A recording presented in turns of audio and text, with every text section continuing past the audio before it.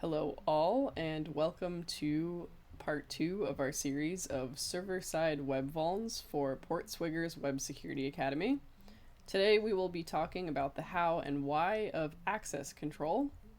So let's just get right to it. Access control is the application of constraints on who or what is authorized to perform actions or access resources.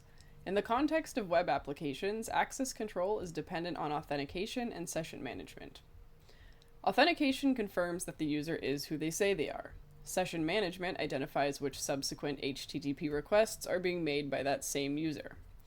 Access control determines whether the user is allowed to carry out the action that they are attempting to perform.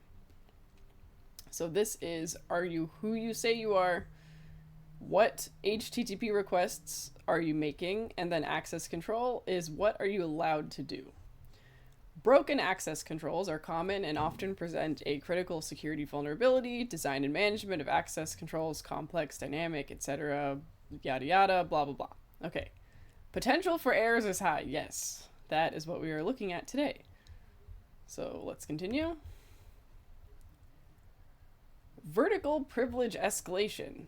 Okay, so if a user can gain access to functionality that they are not permitted to access, this is vertical privilege escalation. Essentially, you are scaling up.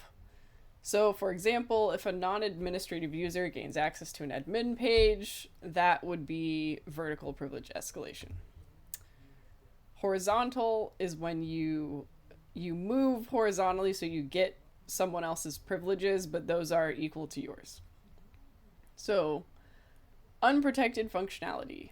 At its most basic, vertical privilege escalation arises where an application does not enforce any protection for sensitive functionality. For example, administrative functions might be linked from an administrator's welcome page, but not from a user's welcome page. However, a user might be able to access the admin functions by browsing to the relevant admin URL. So, for example, this is like if you have an admin page that's running, it might be public. So if someone who's just browsing the website can access admin, that would indicate vertical privesc because they are not an admin. So we have our first lab. So let's open that. This lab has an unprotected admin panel. Solve the lab by deleting the user Carlos.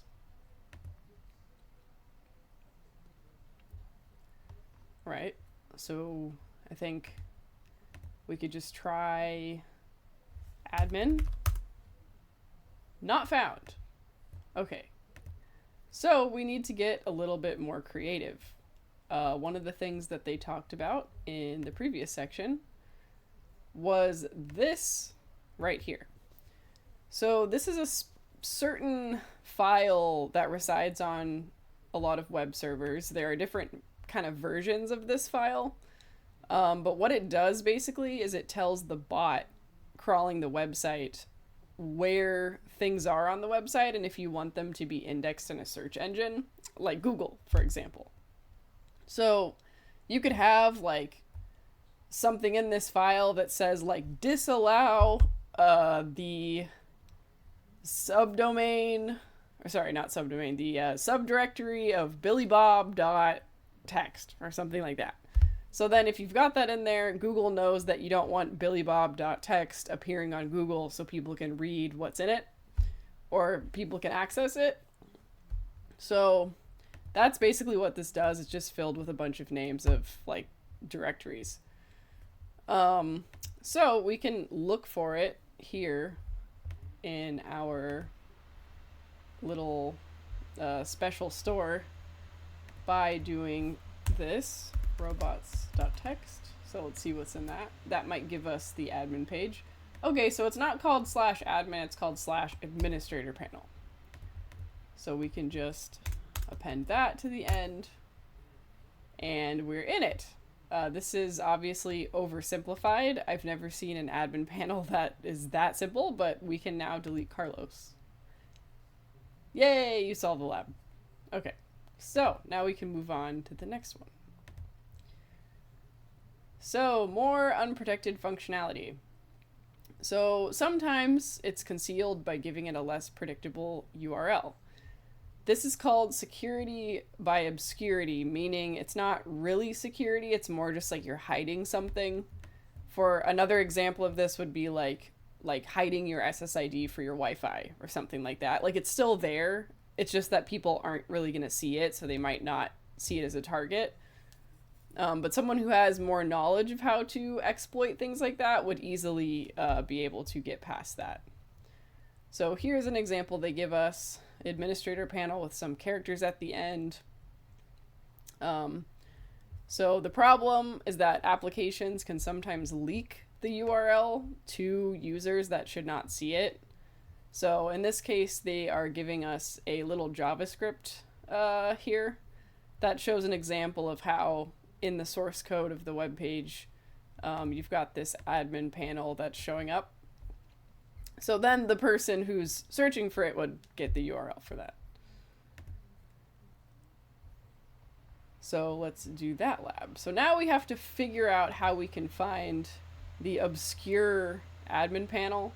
So this is in an unpredictable location. The location is disclosed somewhere in the app. So again, we have to delete Carlos. So we can try, maybe if we view the source code of the page, we might get something interesting. Oh, okay.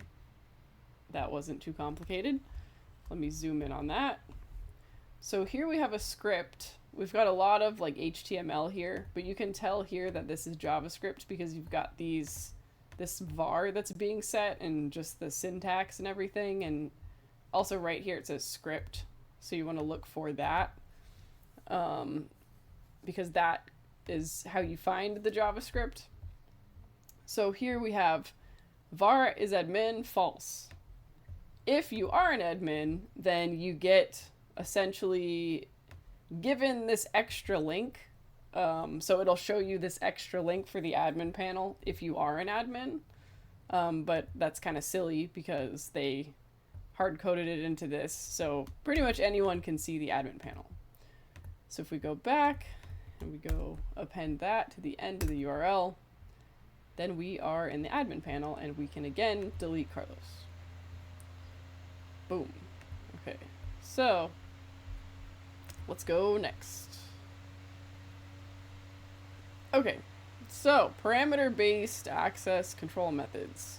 Some apps determine the user's access rights or role at login and then store this information in a user controllable location. This could be a hidden field, a cookie, a preset query string parameter. The application makes access control decisions based on the submitted value. For example, are you an admin? True. Or what's your role? And then 1 could stand for admin. This is insecure, obviously, because if you don't have any like protections on this, somebody who's browsing the website could easily just evaluate this to true by typing it in and create a whole lot of issues. Okay, so this lab has an admin panel at admin, which identifies administrators using a forgeable cookie. Solve the lab by accessing the admin panel and using it to delete Carlos again. You can log into your own account using the following creds. Okay, so let's access this.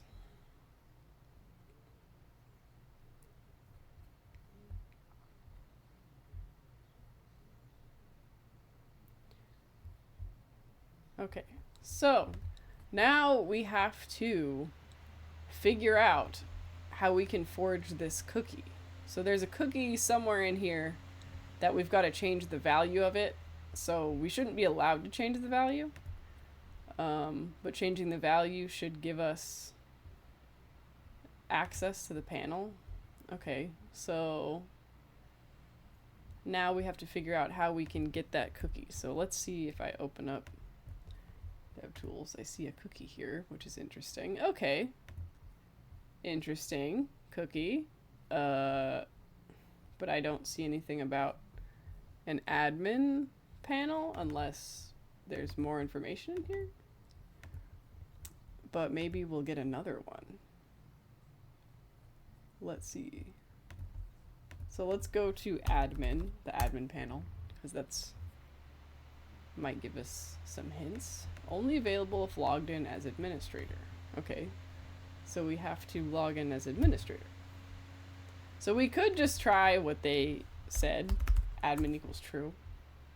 Not found. So we could do that. Or we could look at the solution because we may have forgotten how to do this.